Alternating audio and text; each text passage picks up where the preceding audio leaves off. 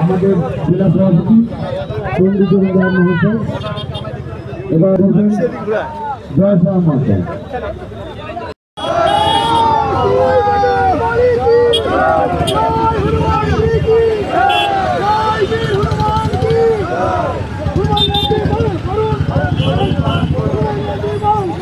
এই কালারটা একটু সাইড দাও না।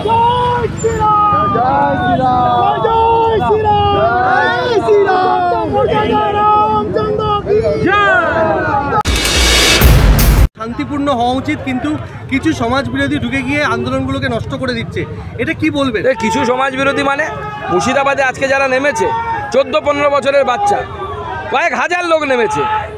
কিছু লোক, এরা কিছু। নওশাদ সিদ্দিকীর উচিত স্পষ্টভাবে নিন্দা করার।